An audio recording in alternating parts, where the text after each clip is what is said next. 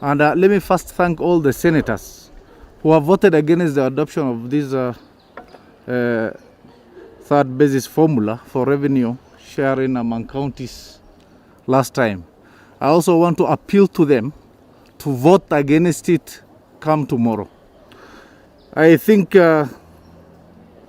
we should be cognizant of the fact that Northern Kenya has been a marginalized county before devolution. And I am sure you are all aware that this is a region, a place like Mandera, which had the highest maternal mortality rate, worse than that of the Woton, Somalia.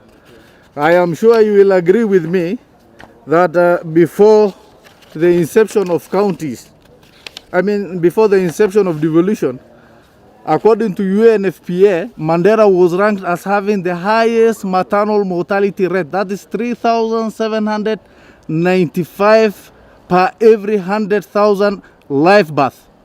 I am sure a place like Isiolo had an estimate of 790 deaths per 100,000 live births.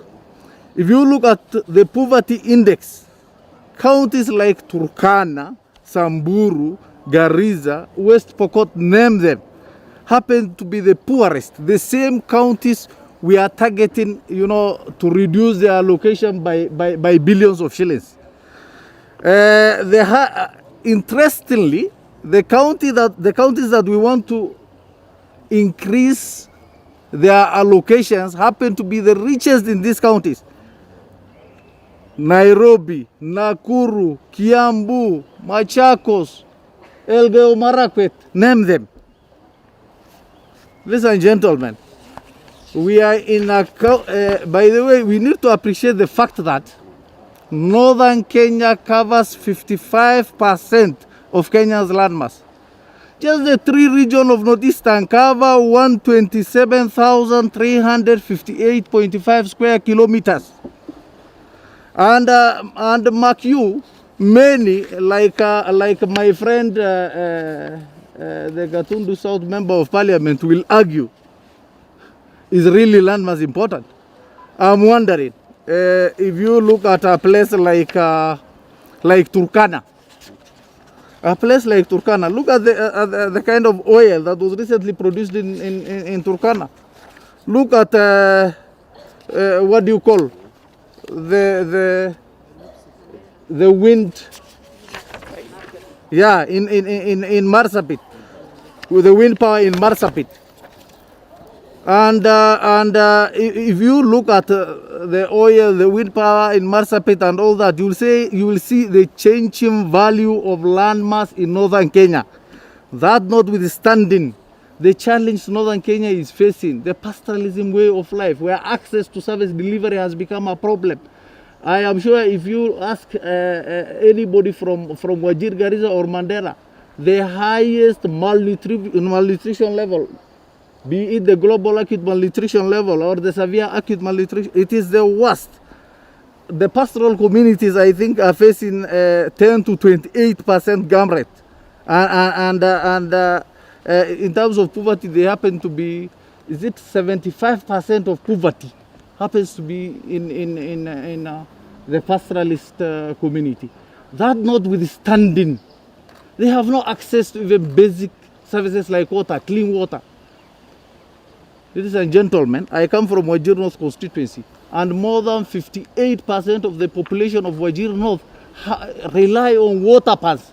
They trek for distance of 5 to 10 kilometers to access water. Poverty level, it happens to be one of the poorest constituencies in this county. And we are in a situation where we really want to reduce the allocation. I think I am short of time, but my appeal, I am sure my brother will talk about this. All the refugees in Kenya are hosted in Dadaab, Kakuma, Alijugur, name it, Fafi. On behalf of Kenya, because our country is a great country that has accepted to host this refugee operation. The already fragile environment is worsened.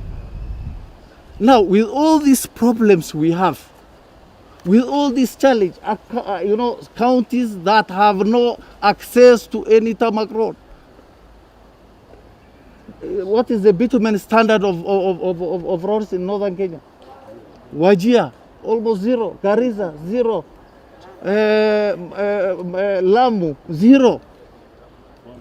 Are we really realistic? Are we cognizant of the fact that, and by the way, as I include chair, I think we need to be cognizant of one thing. With this new constitution, Article 201 provides that public finances must promote equitable society. Article 43 of the Constitution is very clear. So this issue of living and of still living in those old eras of sessional paper number 10 of 1965, which only takes development to areas that have resources.